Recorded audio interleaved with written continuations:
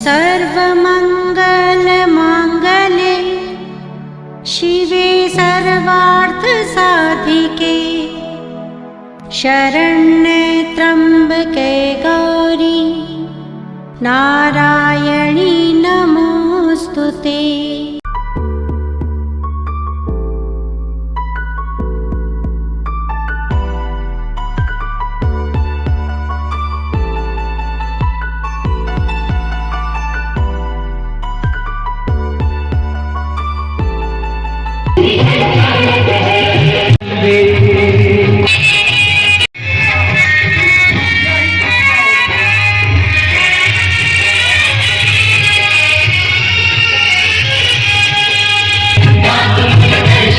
शेरावालीदा बोल साचे दरबार की। मजा नहीं आया? थोड़ा और जोर से। हम लोग शक्ति के उपासक हैं, हमारे पास ऊर्जा की कमी कब से हो गई भैया?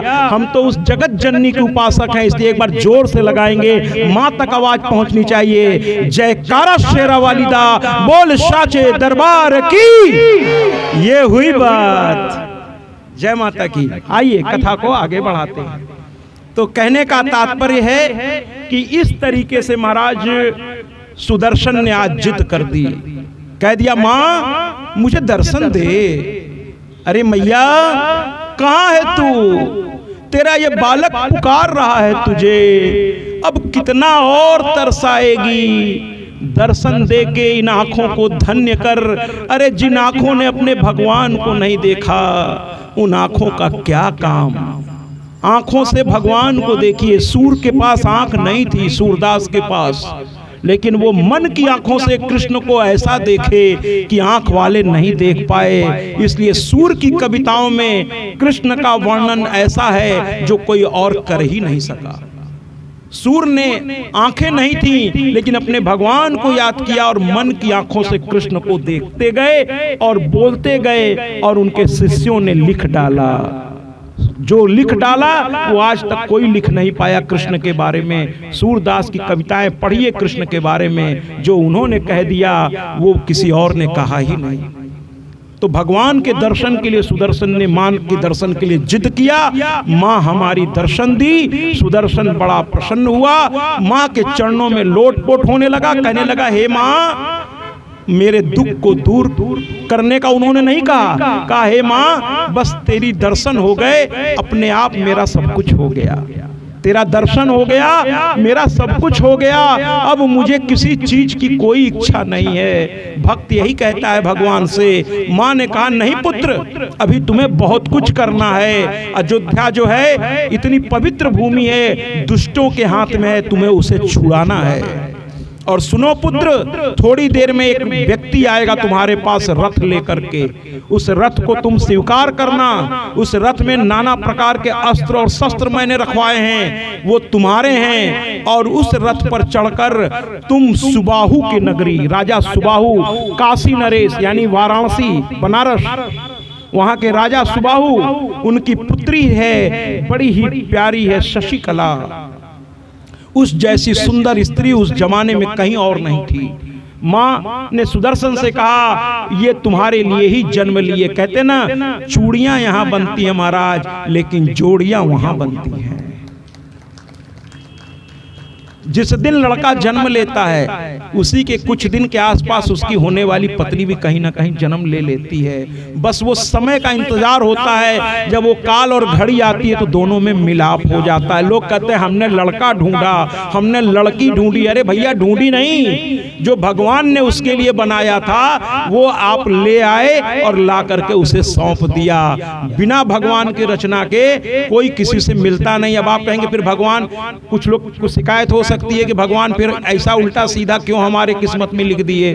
तो भैया भगवान नहीं लिखते हैं, आप जो कर्म करते हैं जिस जन्म में, अगले जन्म में उस कर्म के हिसाब से आपको परिवार मिलता है कि आपको जन्म कहाँ लेना है, आपके कर्म के हिसाब से। अगर आप इस जन्म में मान लीजिए बहुत गरीब हैं, फिर भी आप भगवान की भक्ति कर रहे हैं, रात दिन अच्छे काम कर रहे हैं, तो विश्वास कीजिए अगले जन्म में आप किसी राजा महाराजा के घर ही पैदा होंगे। ये कोई कुकर्म था पिछले जन्म का जो आपको गरीबी में ही छोड़ रखा है, और लाख प्रयास के बावजूद आप गरीबी से अगर नहीं निकल पा रहे हैं पूरी तरीके से, तो ये आपके ही कर्मों का नतीजा है। आप अच्छे कर्म करेंगे तो निसंदेह आप जो है अच्छे घर में जाएंगे आने वाले दिनों में, और हो सकता हो कि ज्यादा अच्छे कर्म करने लगे तो इसी जन्म में आपकी जिंदगी बदल सकती है महाराज। ऐसा नहीं है, बदल सकती है। तो कुल मिलाकर के इसने कहा, मतलब माँ ने कहा है सुदर्शन से, अब इस रथ पर बैठो और सबका आशीर्वाद लो और चल पड़ो काशी की ओर। और दूसरी ओर माँ वहां से अंतर ध्यान हुई। देखिए माँ कितना कुछ हम लोगों के लिए करती है। यहाँ से माँ अंतर ध्यान हो गई और जाके शशिकला के स्वप्न में माँ खड़ी हो गई। शशिकला स्वप्न देख रही थी सो करके, कहे अरे पुत्री समय आ गया है, मेरा बेटा तुझे लेने आ रहा है, तेरे लिए ही उसको और उसके लिए तुझको मैंने पैदा किया था। तुम दोनों की जोड़ी राम सीता जैसी होगी, गौरा महादेव जैसी होगी, है ना, सरस्वती ब्रह्मा जी की तरह होगी, हर सची माँ इंद्र की तरह होगी, माने हर उस सफल जोड़ी की तरह होगी। तेरी जोड़ी संसार में आदरणीय और पूजनीय हो जाएगी। शशिकला ने कहा जैसी माँ की इच्छा, और माँ अंतर्ध्यान हो गई। शशिकला की नींद खुल गई। उसने सखियों से कहा कि मेरे पिताजी स्वयंवर करा रहे हैं क्या? तो कहे हाँ। कहे मेरी माँ से जाके बताओ कि जगदम्बा आई थी, उन्होंने मेरे लिए वर ढूंढ दिया, इसलिए स्वयंवर की आवश्यकता नहीं है। लेकिन राजा सुबाहु स्वयंवर का बुलावा सबको भेज चुके थे, राजा सब आ गए। अब स्वयंवर रोका नहीं जा सकता था। राजा सुबाहु बड़े परेशान कि लड़की कह रही है कि हमने दूल्हा चुन लिया। उस जमाने में इच्छा स्वयंवर, लड़की को पूरा अधिकार होता था कि वो अपने लिए योग्य पति चुने। आजकल के बच्चियों से और बच्चों से मैं ये कहना चाहता हूँ कि अधिकार देने में कोई हमें बुराई दिक्कत नहीं है, आपको अधिकार दिया जा सकता है। लेकिन समस्या क्या है कि आप अभी इतने परिपक्व नहीं हैं, आप उतने अनुभवी नहीं हैं। जितने भी लव मैरिज होते हैं देखिए वो टूट जाते हैं, क्योंकि लव मैरिज आकर्षण से बस होता है। इसलिए अपने विवाह का फैसला स्वयं मत लीजिए, अपने माता पिता और अपने घर के बड़े बूढ़ों पर छोड़ दीजिए। वो ज्यादा अनुभवी हैं, ज्यादा अच्छे से देखेंगे। वो बहुत कुछ देखते हैं कि हमारी बिटिया किस घर में जाएगी, वहाँ खाने पीने की व्यवस्था कैसी है, परिवार में कोई तकलीफ तो नहीं है। अब उसके बावजूद बेचारे वो अपनी ओर से कोई कसर थोड़ी छोड़ते हैं। कोई अपने कलेजे के टुकड़े को किसी गलत आदमी के हाथ में नहीं देना चाहता, लेकिन अगर उसके बावजूद कहीं कुछ हो जाए तो फिर उसे अपना किस्मत मान लीजिए। किसी जन्म का कर्म होगा जो माता पिता के लाख प्रयास के बावजूद। लेकिन अक्सर जो माता पिता शादी तय करते हैं, घर के बड़े बूढ़े तय करते हैं, वो चल जाती है महाराज। लेकिन जो लव मैरिज लड़के लड़कियां माँ बाप की बात न सुनकर घर से भाग करके करते हैं, वो शादियां चलती नहीं है महाराज। क्योंकि लड़के वाले जो है उस लड़की के बारे में ये सोचते हैं कि जो अपने माँ बाप की नहीं हुई उनसे भाग के शादी कर ली, वो हमारी क्या होगी। और उसी तरह लड़के के बारे में भी लोग सोच लेते हैं जो अपने माँ बाप, बिल्कुल तालियां बजाइए, कि जो अपने माँ बाप का नहीं हुआ वो हमारा क्या होगा। और आप लड़की और लड़के दोनों को सोचना चाहिए एक दूसरे के बारे में कि अगर ये अपने माँ बाप के नहीं हुए तो मेरे क्या होंगे। तो ऐसे लोगों पर भरोसा मत करिए महाराज। लव मैरिज ये सब बकवास चीजें हैं, प्रेम मोहब्बत ये सब चक्कर में मत पड़िए महाराज। ये जो प्यार है ना, ये दिखावा तो मैं नहीं कहूंगा, लेकिन ये आकर्षण होता है। इस आकर्षण में मत पड़िए, अपने शिक्षा पर ध्यान केंद्रित करिए और शिक्षा पर ध्यान केंद्रित करिए और सिर्फ अपने माता पिता की सेवा करिए। आपके पिता और आपके माँ और आपके दादा दादी अगर जीवित हैं, नाना नानी हैं, तो वो बहुत सोच समझ के ही फैसला लेंगे। उनके फैसले पर विश्वास करिए और उसके बाद भी अगर आपको तकलीफ हो गई तो विश्वास कीजिए वो आपका साथ नहीं छोड़ेंगे। और माता पिता से भी मैं कहना चाहता हूँ कि कन्यादान का मतलब पहले आज समझ लीजिए आप सब लोग। मैंने कहा था ना, मैं ऐसी कथा लेके नहीं आया हूँ कि एक था राजा एक थी रानी, दोनों मर गए, खत्म कहानी। मैं ऐसी कथा लेकर आया हूं जो आपको जीना सिखा देगा, है ना। आज कन्यादान का मतलब समझ लीजिए। बहुत से पिताओं को ये भ्रम हो जाता है कि मैंने कन्यादान कर दिया यानी अब कन्या की जिम्मेदारी खत्म हो गई मेरी, कन्या का दान कर दिया मैंने, अब जिसको किया है वो जाने, उसका काम जाने। अगर कुछ पिता ऐसा सोचते हैं तो मैं हाथ जोड़ता हूं महाराज, इस सोच को बदल दीजिए, इस सोच को बदल दीजिए। आप पहले समझिए कन्यादान होता क्या है। मैं शास्त्र प्रमाणित बात करूंगा, उसके बाद कुछ आपसे कहूंगा। पहले प्रमाण देता हूं कि शास्त्र कन्यादान का मतलब क्या करता है। भैया जरा ये बच्चों को मना करेंगे। कन्यादान का मतलब कन्या का दान नहीं है महाराज। आज अच्छी तरह इसको समझ लीजिए और हर व्यक्ति से बताइएगा, कन्या कोई वस्तु नहीं है जिसका आपने दान कर दिया महाराज। कन्या दान का मतलब कन्या का दान नहीं है, कन्या का दान नहीं बल्कि गोत्र का दान होता है, गोत्र का दान होता है। समझ लीजिए इसको। यानी अगर कोई लड़की पांडे घर की है और मिश्रा में उसकी शादी हो गई तो शादी के बाद उसकी टाइटल बदल जाती है। यानी अब वो पांडे नहीं लिखेगी महाराज, अब वो मिश्रा लिखेगी। जैसे मान लीजिए कोई भी हम नाम ले लें, हम नाम ले लें सुषमा मिश्रा और उसका विवाह, उनका विवाह पांडे घर में हो गया तो फिर वो हो गई सुषमा पांडे। यानी गोत्र बदला है। गोत्र का दान होता है कन्यादान में, कन्या का दान नहीं होता महाराज।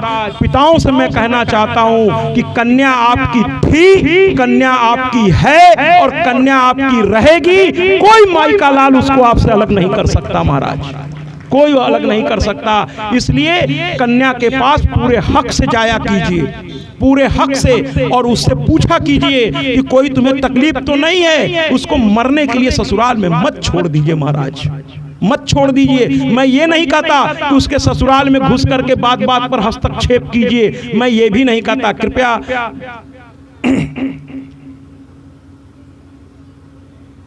कृपया हाँ चलिए कोई बात। तो कहने का तात्पर्य ये है कि कन्या को आप बहुत से माँ बाप ये सोचते हैं मैंने विवाह कर दिया, अब कन्या जाने और उसकी किस्मत जाने। कभी कभी साल 2 साल पे हालचाल ले लिए मोबाइल से। बहुत से लोग तो जाने की भी जहमत उठाना पसंद नहीं करते। लड़के के लिए रात दिन मरते हैं, अरे लड़का को ये नहीं, लड़के को वो नहीं, लड़के को वो नहीं, और वही लड़का जो है पलट के फिर जवाब दे देता है कि तुमने हमारे लिए क्या किया है। लेकिन कभी मैं लड़कों की बुराई नहीं कर रहा हूं महाराज, लेकिन लड़कियां इतनी अच्छी होती हैं महाराज कि ये जिस दिन आपके घर से विदा होती हैं तो एक रस्म होती है कि इनके हाथ में लावा दिया जाता है और लावा भर करके जब ये घर से निकलती हैं तो इसको पीछे की ओर रोते हुए फेंकती हैं। और जानते हैं उसका मतलब क्या होता है? ये कहती हैं कि मेरे बाबुल, मेरे माता पिता, मेरे भाई, तुम्हारे घर की सुख शांति और समृद्धि हमेशा बनी रहे। मैं तो जा रही हूं तुम्हारे घर से, लेकिन तुम्हारे घर की लक्ष्मी हमेशा तुम्हारे पास रहे।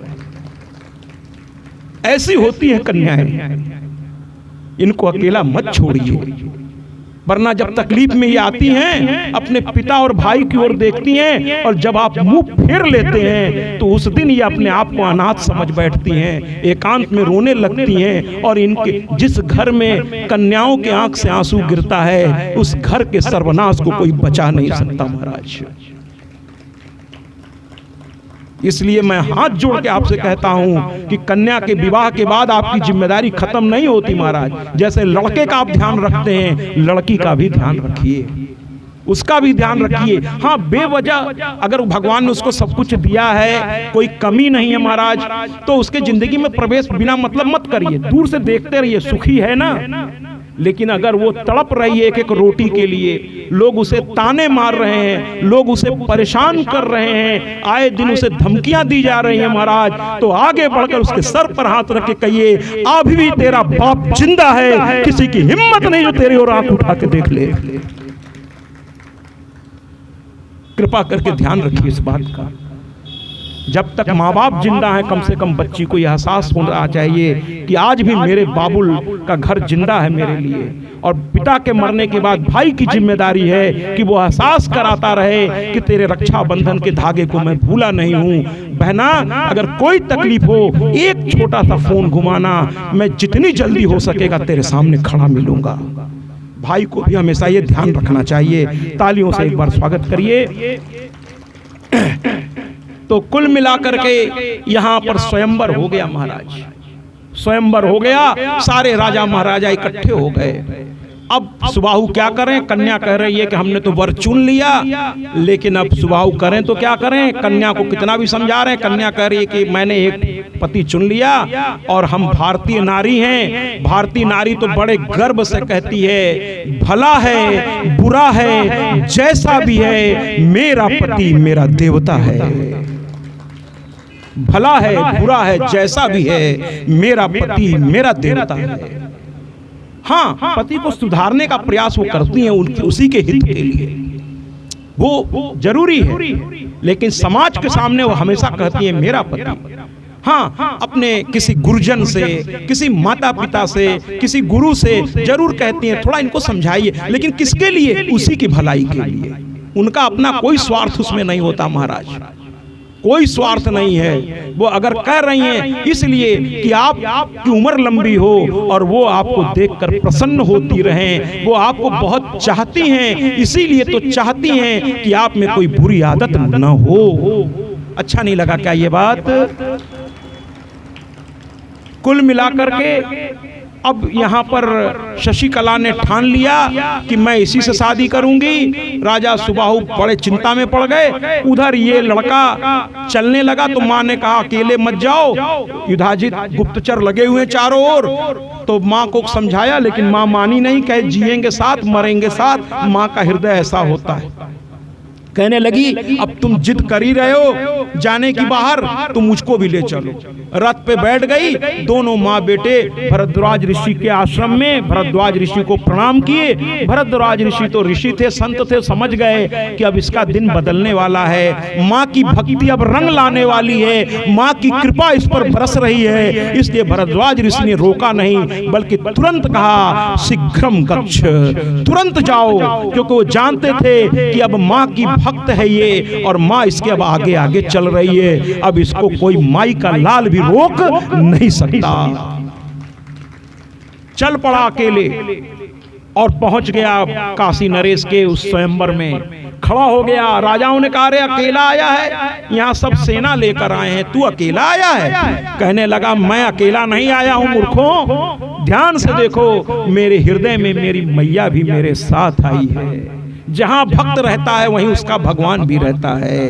भक्त होना चाहिए इंसान को। भक्त जहां होगा भगवान अपने आप उसके साथ होंगे। भक्त जिसके भी आप भक्त हैं, अगर सचमुच के आप भक्त हैं तो भगवान हमेशा आपके आसपास ही रहता है। तो कहने का तात्पर्य है कि इन्होंने कहा अकेले आए हो? कहा ना ना, तुम्हें दिखाई नहीं दे रहा है, लेकिन मुझे तो दिख रहा है, मेरी मैया मेरे साथ है। कहने कौन सी मैया? कहे वक्त आने दो पता चल जाएगा, वक्त आने दो पता चल जाएगा। वो सब हंसने लगे, कहने लगे मूर्ख है ये, मरने आ गया, युधाजित जिंदा नहीं छोड़ेगा। युधाजित भी वहां था। कहने लगा बच गए थे तुम भरद्वाज ऋषि में, आज पकड़ में आए हो, अब जिंदा नहीं छोड़ूंगा। लेकिन उस दिन उसने नहीं मारा कि अभी स्वयंवर हो जाए फिर मारेंगे, और ये चला गया। रात में राजा ने क्या किया कि लड़की ने कहा कि मुझे जगदम्बा का आदेश है। राजा ने जैसे ही सुना माता का आदेश है, राजा ने कहा फिर तो ये विवाह होगा, क्योंकि मैया ने अगर कहा है तो फिर कौन रोकेगा। राजा ने रात में गुपचुप तरीके से दोनों की शादी करा दी महाराज। और देखिए माँ की भक्ति देखिए, जो कल तक वनवासी होकर घूम रहा था आज उसके पास रथ भी आ गया, अस्त्र शस्त्र भी आ गए, और उस जमाने का सबसे ताकतवर व्यक्ति उसका ससुर बन गया। यानी काशी नरेश अब उसके ससुर हो गए और उनकी एकमात्र कन्या उसकी पत्नी बन गई। महाराज माँ की कृपा देखिए, कल तक कोई पूछने वाला नहीं था, आज माँ की कृपा देखिए। ऐसी माँ को हम लोग क्यों न याद किया करें, ऐसी माँ की गीत क्यों न गाएं, ऐसे माँ की गीत पे क्यों न खड़े होकर नाचने लगें, ऐसे माँ को क्यों न प्रसन्न करें जो इतना कुछ अपने बच्चों के लिए करने को तैयार रहती है। महाराज शादी हो गई, दोनों पति पत्नी रथ पे बैठे। राजा ने कहा बाहर युधाजित खड़ा है मारने के लिए, गुस्से में पागल हो रहा है। ये कहने लगा सुदर्शन आप चिंता मत कीजिए, मेरे साथ मेरी मैया। हर जगह वो यही कहता था, जो भक्त होते हैं वो कहीं भी चले जाते हैं, बस वो ये देखते हैं कि मैं गलती तो नहीं कर रहा हूँ। भक्त गलती नहीं करता, अगर वो वास्तव में भक्त है तो वो गलती नहीं करेगा, और गलती नहीं करेगा तो मैया उसका साथ जरूर देगी। सुदर्शन ने कहा मैं जा रहा हूं और मुझे कोई चिंता नहीं है, और पत्नी को बैठाया, मैया का जयकारा बोला और वो चल पड़ा, जबकि जानता था कि युधाजित उसको मारने के लिए पूरी सेना लेकर और कई राजाओं को भड़का करके अपने साथ कर लिया था। दुष्ट लोग भड़का करके ग्रुप बना लेते तुरंत। उसने कहा देखो लड़की बड़ी सुंदर है और ये लेके जा रहा, अरे मार के इससे लड़की छीन लेते हैं, बाद में हम लोग तय करेंगे कि लड़की किसके यहाँ जाएगी। मतलब देखिए इतनी गंदी विचारधारा, सबको उकसा दिया कि लड़की बड़ी सुंदर है। अब सब राजा इसके साथ, कुछ राजा तो नहीं साथ दिए, लेकिन कुछ राजा कहे पहले लड़की छीन लो, बाद में देख लेंगे किसको देना है। मैं जैसे लड़की कोई वस्तु हो गई, और चारों ओर से इन्होंने घेर लिया सुदर्शन को, और सुदर्शन को ललकारा, और सुदर्शन के मना करने के बावजूद, चूंकि सुबाहु ससुर थे, उनकी लड़की दामाद अब ये हो चुके थे, इसके सुबाहु पीछे पीछे आ रहे थे अपनी सेना लेकर के कि कहीं इसको घेर लेगा तो अकेले कैसे क्या करेगा। और भयंकर युद्ध छिड़ गया, सुबाहु भी साथ देने लगे, ये भी लड़ने लगा। और देखिए भक्त जो है पहले ही बार में माँ को नहीं पुकारता, पहले अपना कर्म करता है भक्त। ये नहीं कि पहले ही बार में माँ को चिल्लाना शुरू करे माँ बचाओ माँ बचाओ, अरे कर्म करो। मैथिली शरण गुप्त राष्ट्र कवि मैथिली शरण गुप्त, मैं हिंदी और संस्कृत इंटर में पढ़ाता था, मैं इंटर में लेक्चरर भी था, प्रिंसिपल पद पे भी रहा हूँ, डायरेक्टर पद पे भी रहा हूँ। तो मैथिली शरण गुप्त की एक कविता मुझे बड़ी अच्छी लगती है। कक्षा 6, 7, 8 में एक बच्चे ने एक किताब रखी थी, कहा, मैंने कहा किसकी है, तो कहा मेरे छोटे भाई की है। मैंने कहा किस क्लास की है, कहा 7th। हम कहा जरा दो, तो मैंने वो कविता पढ़ी, मुझे वो बहुत अच्छी लगी थी। और वो कविता है मैथिली शरण गुप्त की कि प्रभु ने तुमको कर दान किए, सब वांछित वस्तु विधान किए, तुम प्राप्त करो उनको न अहो, समझो ये किसका दोष कहो। इतना ही नहीं, आगे लिखा समझो धिक निष्क्रिय जीवन को, समझो धिक निष्क्रिय जीवन को, न रहो न निराश करो मन को, न रहो न निराश करो मन को। कुछ काम करो, कुछ काम करो, जग में रहकर कुछ नाम करो, यह जन्म हुआ किस अर्थ हो, समझो जिसमें यह व्यर्थ न हो, न रहो न निराश करो मन को।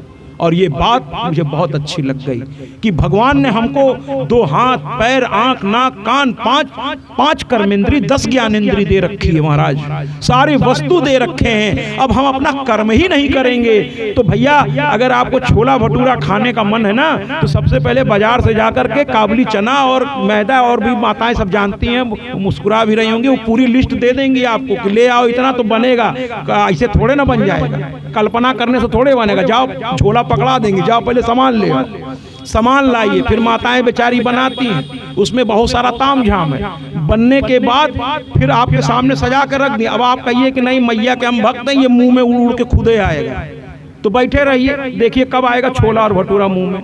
अरे भैया अपने हाथ से तोड़ना पड़ेगा, छोले में भिगाना पड़ेगा, फिर मुंह में ले जाना पड़ेगा, और विश्वास कीजिए थोड़ा चबाना भी पड़ेगा, तब स्वाद मिलेगा, तब मिलेगा, ऐसे नहीं मिलेगा। बिना कर्म किए कुछ नहीं होता भैया, बिना कर्म के कुछ नहीं होता। इसलिए सुदर्शन युद्ध करने लगा, माँ को नहीं पुकारा, भयंकर युद्ध किया, जितना कर सकता था किया।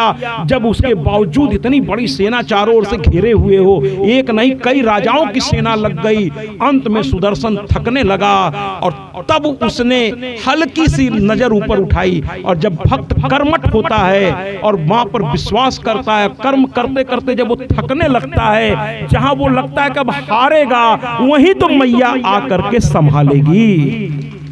पहले कर्म तो करिए, और फिर मैया आ गई महाराज, आ गई। और आते ही वो प्रकट होते ही बहुत जोर से शेर उनका सिंह दहाड़ा, लोग घबरा के देखने लगे कि ये सिंह पर सवार कौन सी औरत है, ये 18 भुजा लिए कौन सी औरत है। सब ठिठक गए। युधाजित कहने लगा अरे दुष्टों, एक औरत से घबरा गए। दुष्ट था ना, दुष्ट था वो, तो कहने लगा एक औरत से घबरा गए तुम लोग, है ना, अरे इसको भी मार डालते हैं, चलो ना मारते हैं। और कहा कि जैसे ही आगे बढ़ा, माँ मुस्कुराई, कही ये मुझको मारेगा।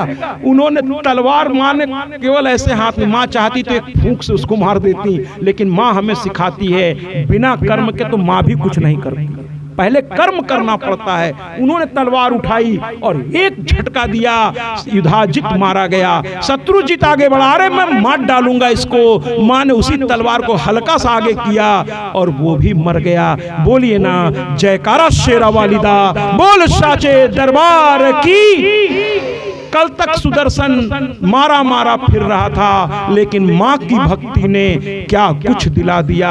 पहले ऋषि का आश्रम दिया, वहां से ज्ञान दिलवाई मां, फिर उसमें भक्ति पैदा की, भक्ति से स्वयं को दर्शन दिया मां ने उसको। फिर मां ने अस्त्र शस्त्र दिए, मां ने सुबाहु जैसा उसको ससुर दिया, शशिकला जैसी पत्नी दी, और अब रही सही कसर भी पूरी हो गई। उसके शत्रुओं को मार डाला और अब सुदर्शन अयोध्या का नरेश बन गया। तालियों से एक बार स्वागत कीजिए।